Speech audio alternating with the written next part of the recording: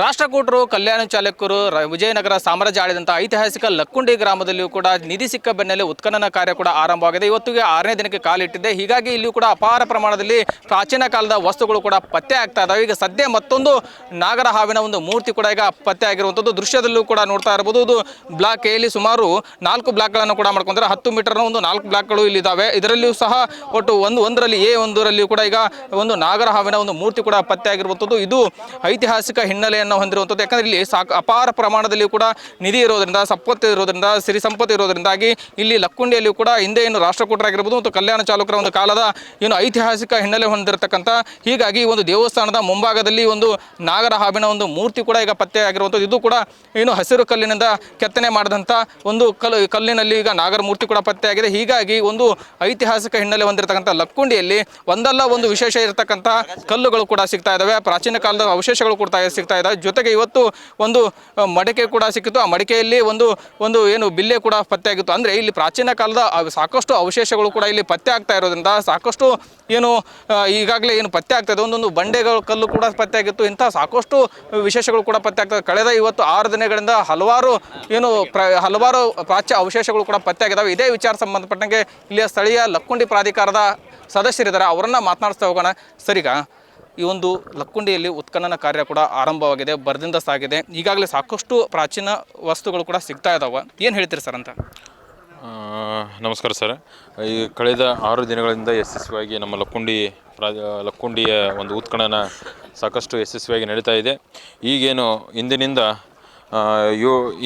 ಏನು ನಾಳೆ ನಾಡಿದ್ದು ಏನು ಪ್ರಾರಂಭವಾಗುತ್ತದಲ್ಲ, ಅದು ನಮ್ಮ ನೈಜ ಲಕ್ಕುಂಡಿಯಿಂದ ಕೆಳಗಡೆ ಇನ್ಮೇಲೆ ಉತ್ಖನನ ಆಗುತ್ತದೆ. ಈಗಾಗಲೇ ಒಂದು 6 ಅಡಿಯಲ್ಲಿ ಸಾಕಷ್ಟು ಪ್ರಾಚ್ಯಾವಶೇಷಗಳು, ನಾಗರಕಲ್ಲು, ಇವತ್ತು ಕೂಡ ನಾಗರಕಲ್ಲು ಸಿಕ್ಕಿದೆ. ಒಂದು ಬ್ಲಾಕಿನಲ್ಲಿ ಸುಮಾರು ರೀತಿಯಲ್ಲಿ ಎಲುಬುಗಳು ಸಿಕ್ಕಿದ್ದಾವೆ. ಇನ್ನೂ ಅನೇಕ ಪಾನಿಪೀಠ ಆಗಿರ್ಬೋದು, ಜೀನಪೀಠ ಆಗಿರ್ಬೋದು, ಇನ್ನೂ ಹಲವಾರು ಸಾಕಷ್ಟು ಪ್ರಾಚ್ಯಾವಶೇಷಗಳು ಸಿಗ್ತಾ ಇದ್ದಾವೆ. ನಾಳೆಯಿಂದ ಏನು ನೈಜ ಲಕ್ಕುಂಡಿಯಿಂದ ಮೊನ್ನೆ ಏನು ಹಿಂದಿನ ಕಾಲದಲ್ಲಿ ಲಕ್ಕುಂಡಿ ಇತ್ತು ಅದರ ಕೆಳಗಡೆ ನಾಳೆಯಿಂದ ನಾವು ಹೋಗ್ತೀವಿ ಅನ್ನೋದು ಇತಿಹಾಸದ ಅಭಿಪ್ರಾಯ ಮತ್ತು ಈ ಎಕ್ಸ್ಕವೇಷನ್ ಎಕ್ಸ್ಪರ್ಟ್ ಹೇಳ್ತಾ ಇರೋದು. ಈಗ ನಾಗರ ಹಾವನ್ನು ಅತಿ ಹೆಚ್ಚು ನಾಗರ ಕಲ್ಲುಗಳು ಕೂಡ ಸಿಗ್ತಾ ಇದಾವೆ. ಏನು ಸರ್ ವಿಶೇಷ ಅಂತ? ಅಂದರೆ ಇಲ್ಲಿ ನಿಧಿ ಇದು ಸಾಕಷ್ಟು ಸಂಪತ್ತಿದ್ದು, ಸಿರಿ ಸಂಪತ್ತಿತ್ತು ಅನ್ನೋಂಥದ್ದು ಉಲ್ಲೇಖ ಕೂಡ ಇತಿಹಾಸದಲ್ಲಿದೆ. ಏನು ಹೇಳ್ತೀರಿ ಅಂತ? ಅಲ್ಲ, ಇವಾಗಿನಾದರೂ ನಮ್ಮ ಹಿರಿಯರು ಹೇಳೋದು ಹಾಗೂ ಇತಿಹಾಸಕಾರ ತಜ್ಞರು ಹೇಳೋದು, ಯಾಕಂದ್ರೆ 3 ರಿಂದ 4 ಸಾಮ್ರಾಜ್ಯಗಳ ಉಪರಾಜಧಾನಿ ಆಗಿತ್ತು ಲಕ್ಕುಂಡಿ.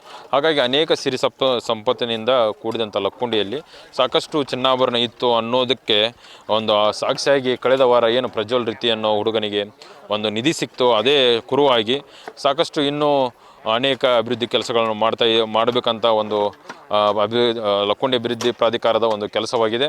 ಈ ಉತ್ಖನನದಿಂದ ದೊರೆತ ಫಲಿತಾಂಶದಿಂದ ಮುಂದೆ ಎಲ್ಲ ಸಾಕಷ್ಟು ಅಭಿವೃದ್ಧಿ ಕಾರ್ಯಗಳು ಪ್ರಾರಂಭವಾಗ್ತವೆ ಸರ್.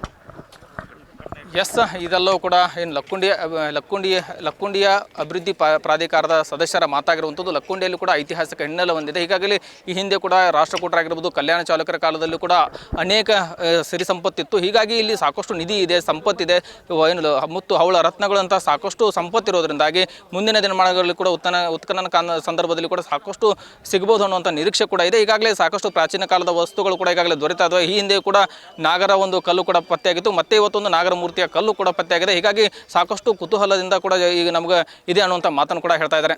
ಸಂತೋಷ್ ಕೋನೂರು, ನ್ಯೂಸ್ 18 ಗದಗ. ನಿರ್ಭೀತ, ನಿಷ್ಪಕ್ಷಪಾತ, ವಿಶ್ವಾಸಾರ್ಹ ಸುದ್ದಿಗಳಿಗೆ ಮತ್ತೊಂದು ಹೆಸರಾಗಿರೋ ನ್ಯೂಸ್ 18 ಕನ್ನಡ ಈಗ ಆಪ್ನಲ್ಲೂ ಲಭ್ಯ ಇದೆ. ದಯವಿಟ್ಟು ಇಲ್ಲಿರೋ QR ಕೋಡ್ ಅನ್ನ ಸ್ಕ್ಯಾನ್ ಮಾಡಿಕೊಂಡು ಆಪ್ ಡೌನ್ಲೋಡ್ ಮಾಡೋದಕ್ಕೆ ಮರಿಬೇಡಿ. ನಿಮ್ಮ ಬೆಂಬಲ ಹೀಗೆ ಸದಾ ನಮ್ಮೊಂದಿಗಿರಲಿ. ಧನ್ಯವಾದ.